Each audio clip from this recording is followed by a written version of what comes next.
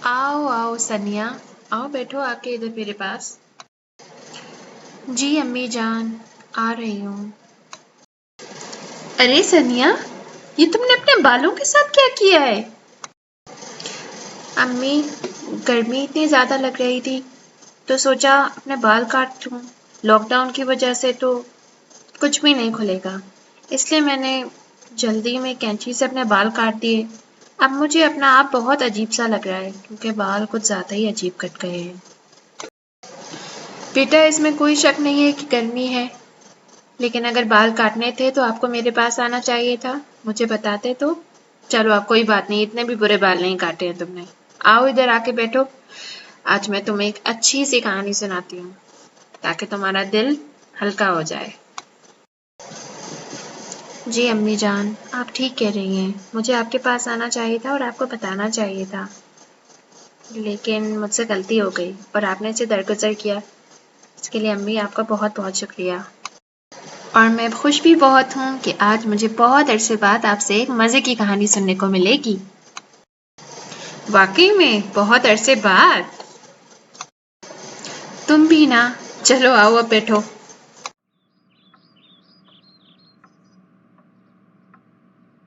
तो फिर सुनो, आज की कहानी का उन्वान है दुम छल्ला। बहुत साल पहले एक गांव में एक गरीब आदमी अपनी बेटी के साथ रहता था। वो चरखे पर रुई से धागा बनाता था। वो बादशाह के महल में भी जाकर रहता था। एक दिन उसने बादशाह को खुश करने के लिए कहा, बादशाह सलामत, मेरी बेटी बहुत काबिल है, वो भूसे को चरखे पर चढ़ाकर सोने का धागा बना सकती है। बादशाह ने उसकी बात पर यकीन करते हुए कहा, अच्छा, ये तो बहुत अच्छी बात है। तुम उसको महल में लेकर आओ। अगर वाकई उसने भूसे को सोना बना दिया तो मैं उससे शादी कर लूंगा, वरना उसको कैद कर दिया जाएगा। अगले दिन बाप बेटी महल आ गए। बादशाह ने उस लड़की को एक चरखा और एक बंडल भूसा दिया और कहा, लड़की, रात भर इस भूसे से सोना बना दो। अगर तुम नहीं बना सकी तो तुमको कैद होना होगा। फिर क्या हुआ अम्मी जान? होना क्या था बेटा? लड़की जानती थी कि ये नामुमकिन काम है। वो बैठी रो रही थी कि उसको एक आवाज आई। क्यों रोती है? लड़की ने देखा कि एक छोटा सा बोना उससे पूछ रहा था। जब लड़की ने अपना मसला बताया तो वो बोला, ये भी कोई मुश्किल काम है? तुम मुझे अपनी अंगूठी अगर दो तो मैं तुम्हारा ये काम कर दूंगा। उस लड़की ने अपनी सोने की अंगूठी बोने को दे दी। थोड़ी देर में बोने ने सारे भूसे को सोने के धागे में तब्दील कर दिया और खुद वो गायब हो गया।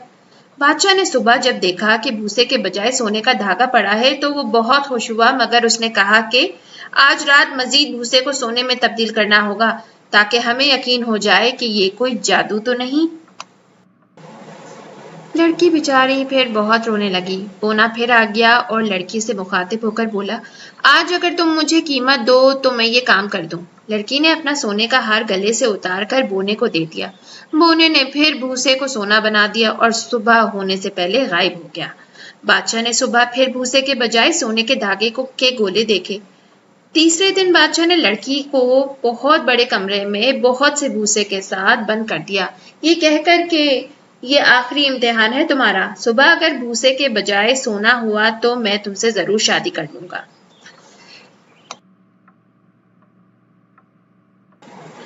लड़की बहुत परेशान थी क्योंकि इस दफा उसके पास बूढ़े को देने के लिए कुछ भी नहीं था।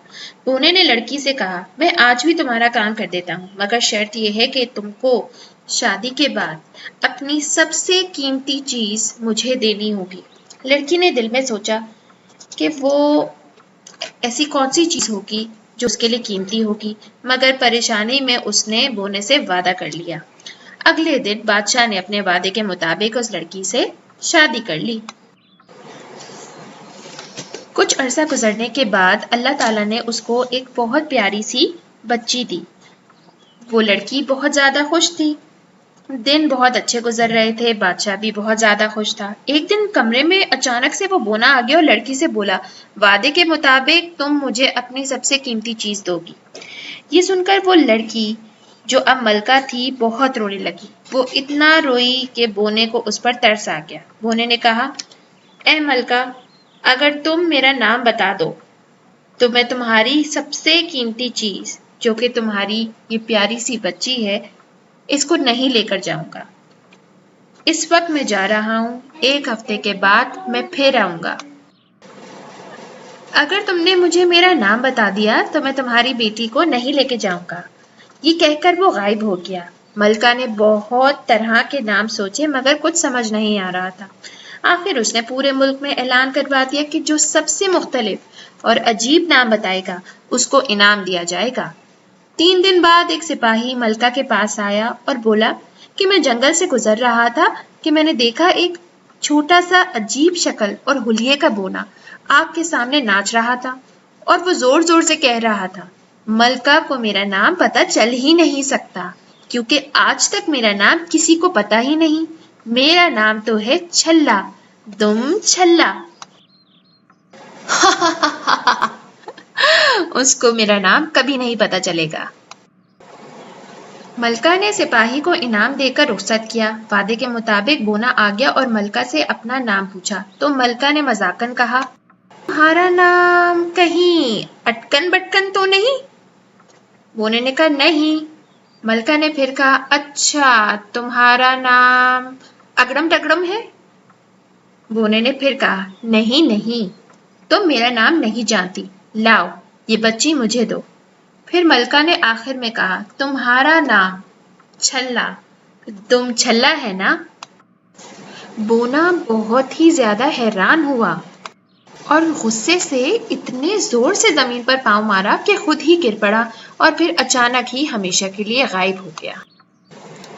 اور اس طرح سے بادشاہ، ملکہ اور ان کی بیٹی شہزادی خوشی سے رہنے لگی۔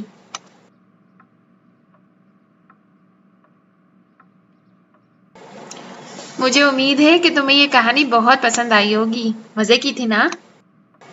جی امی جان، بہت ہی زیادہ، اور پتہ ہے ساتھ ہی ساتھ اب مجھے بہت بھوک لگ رہی ہے، چلے چل کے کھانا کھاتے ہیں۔